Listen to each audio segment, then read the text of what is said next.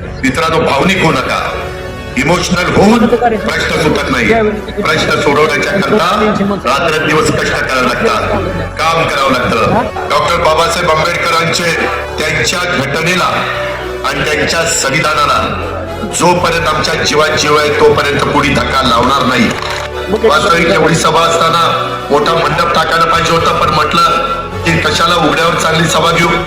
मित्रांनो, भावनिक होऊ नका, इमोशनल होऊन प्रश्न सुटत नाही. प्रश्न सोडवण्याच्या करता रात्रंदिवस कष्ट करावं लागतात, काम करावं लागतं. विकासाचं ध्येय डोळ्यासमोर ठेवून पुढे जायचं असतं.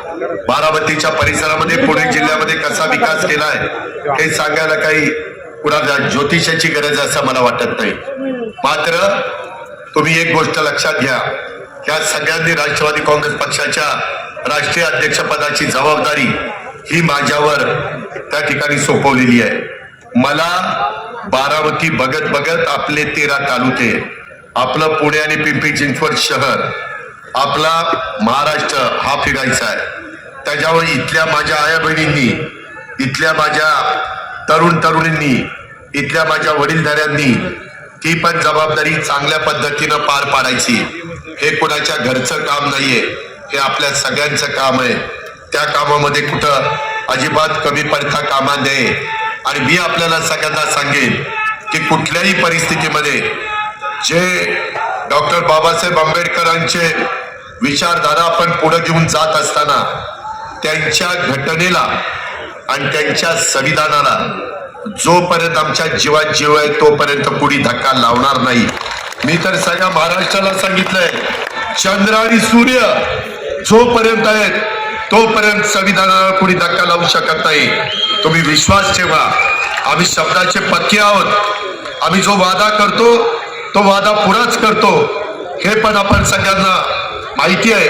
आणि असं असताना आपण गरिबांना एक चांगली त्यांची परिस्थिती निर्माण करायची, आणि म्हणून या सगळ्या योजना आहेत.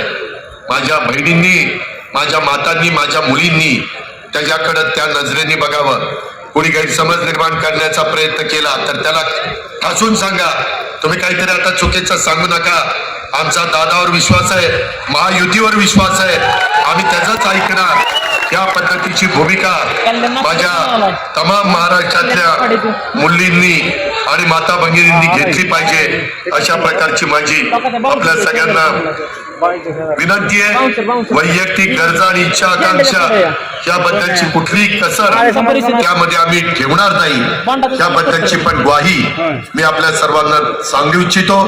आज थोडस आमच्याकडनं काही चुका झाल्या. वास्तविक एवढी सभा असताना मोठा मंडप टाकायला पाहिजे होता, पण म्हटलं की कशाला उघड्यावर चांगली सभा घेऊ. पण त्याच्यामुळे जरा तुमचा हिरमोड झालाय. पण काळजी करू नका,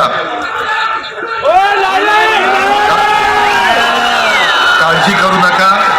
त्या सगळ्या गोष्टी आम्ही त्याच्यामध्ये पूर्ण करू.